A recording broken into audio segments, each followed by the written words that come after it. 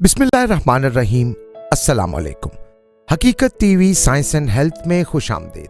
नाजरीन, 24 फरवरी से यूक्रेन पर रूस के हमले के बाद से हालात बिगाड़ की तरफ जाते जा रहे हैं और मुज़ाकरात के बावजूद ये मामला बिगड़ता ही चला जा रहा है। दुनिया वाज़े तौर पर बाइपोलर होती नजर आ रही है और तीसरी आलमगीर जंग के इम्कानात बढ़ते ही चले जा रहे हैं। इस सिलसिले में ताज़ा तरीन और इंतहाई खतरनाक खबर ये आई है कि अमेरिका में यूक्रेन के सफ़ीर ने और इंसानी हुकूक की तंजीमों ने रूस पर जंग के दौरान थर्मोबैरिक हथियार या वैक्यूम बम इस्तेमाल करने का इल्ज़ाम आयद कर दिया है। गैर जानिबदाराना ज़राए से इस दावे की तस्दीक अभी तक हो नहीं सकी, लेकिन इस बात के काफ़ी इम्कानात हैं कि रूस ये वैक्यूम बम इस्तेमाल कर चुका है या अगर अभी तक नहीं भी किया तो मुस्तकबिल करीब में इस बम के इस्तेमाल हो जाने के बहुत ज़्यादा चांसेस मौजूद हैं। इस वैक्यूम बम का शुमार दुनिया के मोहलिक तरीन बमों में होता है और आज की इस वीडियो में हम आपको बताएंगे कि ये वैक्यूम बम काम कैसे करता है, ये बाकी बमों से इतना ज़्यादा ख़तरनाक क्यों है और क्या वजह है कि इस पर दुनिया भर में आलमी पैमाने पर पाबंदी लगाई जा चुकी है। सबसे पहले तो हम आपको ये बताएं कि ये वैक्यूम बम होता क्या है।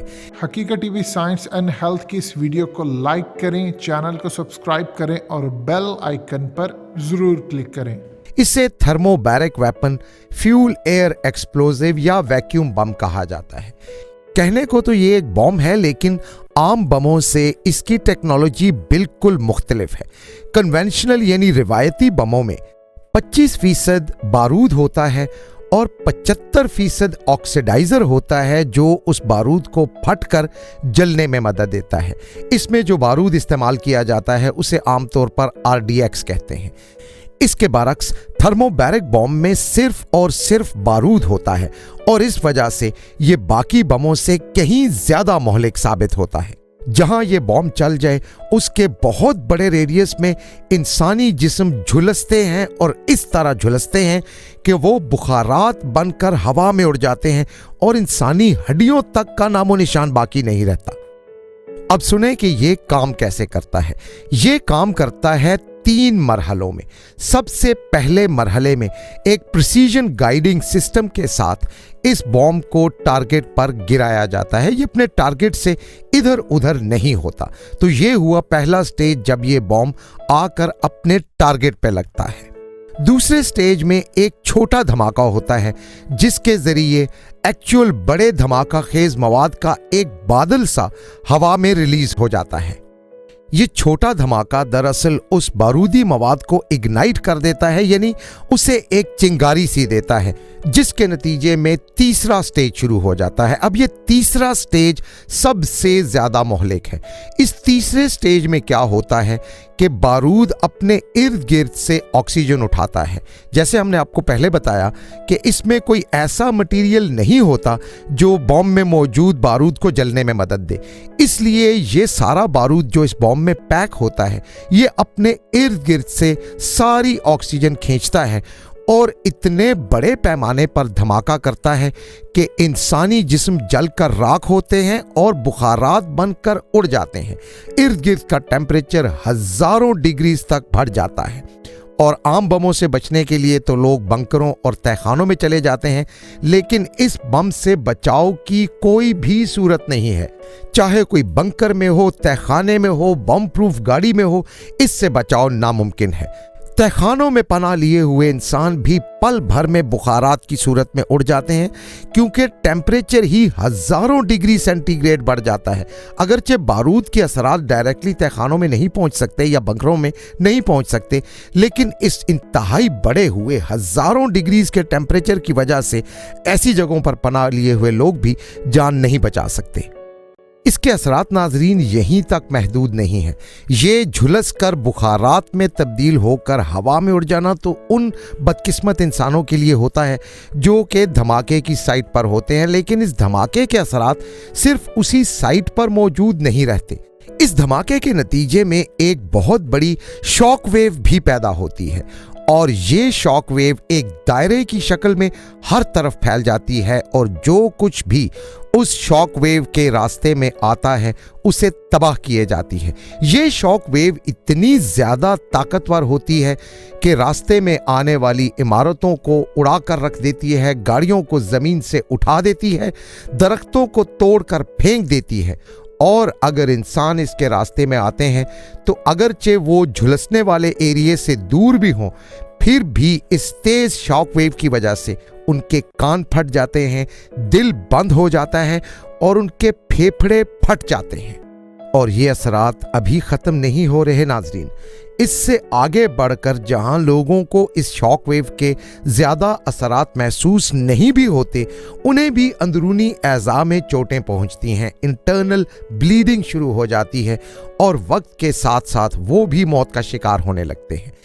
रूस की तरफ से इस वैक्यूम बम के इस्तेमाल में कितनी सदाकत है या ये सिर्फ मगरबी ताकतों का प्रोपेगेंडा है, इसके बारे में तो हम अभी तक यकीन से कुछ नहीं कह सकते और जल्द ही गैर जानिबदाराना ज़राए की तरफ से रिपोर्टें आने के बाद असल सूरत हाल वाज़ेह हो जाएगी।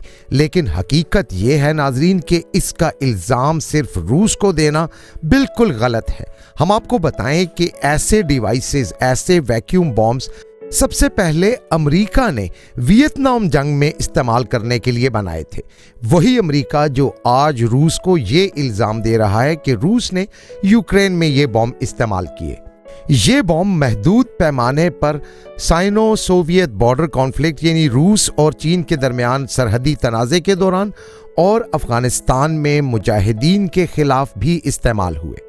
अमेरिका ने जब अपने दौर का मुहलिक तरीन बॉम्ब, जिसे मदर ऑफ ऑल बॉम्ब्स का नाम दिया गया, जब वो बनाया तो उसके जवाब में मुकाबले के लिए रूस ने सितंबर 2007 में फादर ऑफ ऑल बॉम्ब्स बनाया। ये तारीख का मुहलिक तरीन वैक्यूम बॉम्ब था नाजरीन। इस फादर ऑफ ऑल बॉम्ब्स में 7 टन एक्सप्लोजिव इस्तेमाल किया जाता है, लेकिन इसकी साख्त ऐसी है कि जब ये फटता है, ये 7 टन जब फटता है तो ये तकरीबन 39.9 टन TNT यानी रिवायती धमाका खेस मवाद के बराबर तबाही करता है। ये रिवायती जंगों का मुहलिक तरीन बॉम्ब है और इसके बाद सिर्फ न्यूक्लियर बॉम्ब है जो इससे ज्यादा ताकतवर समझा जाता है। हाँ, मुस्तकबिल में यह भी मुमकिन है कि केमिकल वॉरफेयर के लिए इस किस्म के वैक्यूम बॉम्ब के साथ इंतहाई मुहलिक केमिकल्स को मिलाकर कोई ऐसा बॉम्ब बना लिया जाए जिसे शायद उस वक्त फिर ग्रैंडफादर ऑफ ऑल बॉम्ब्स कहा जाएगा। जंग तो जंग है नाजरीन, उसकी कोई तोजीह पेश नहीं की जा सकती, इसकी कोई लॉजिक नहीं और यकीनन जंग किसी भी सूरत में नहीं होनी चाहिए और तमाम तनाज़ात को मुज़ाकरात की मेज़ पर हल किया जाना चाहिए। लेकिन जंग में इस किस्म के मुहलिक तरीन बमों का इस्तेमाल तो इंसानियत सोज दहशत गर्दी है। ये जंग के तमाम तर उसूलों के खिलाफ है और इंसानी हुकूक की तंजीमें सन 2000 से ऐसे बमों पर पाबंदी लगाने के लिए कोशिशें कर रही हैं, क्योंकि ये सिर्फ फौजों के खिलाफ नहीं इस्तेमाल होंगे बल्कि ये आम मासूम शहरियों पर इस्तेमाल होंगे, जिनमें से बहुत से बुखारात बनकर उड़ जाएंगे और बहुत से ऐसे भी होंगे जिनके अंदरूनी एज़ा जैसे फेफड़े वगैरह फट जाएंगे और उनके मुंह और नाक और कानों से खून बहने लगेगा और वो सिसक सिसक कर मौत का शिकार होंगे। और जब ये वाज़ेह हो जाएगा कि रूस ने वैक्यूम बॉम्ब इस्तेमाल कर लिया है या नहीं, तो नाजरीन सोचिए ज़रा उसके बाद क्या होगा। रूस के पास इस वक्त 6000 के करीब न्यूक्लियर वेपन्स मौजूद हैं और जनाब व्लादिमीर पुतिन तो पहले ही इस बात से दुनिया को खबरदार कर चुके हैं कि वो बिल्कुल नहीं हिचकिचाएंगे अपने न्यूक्लियर वेपन्स इस्तेमाल करने में।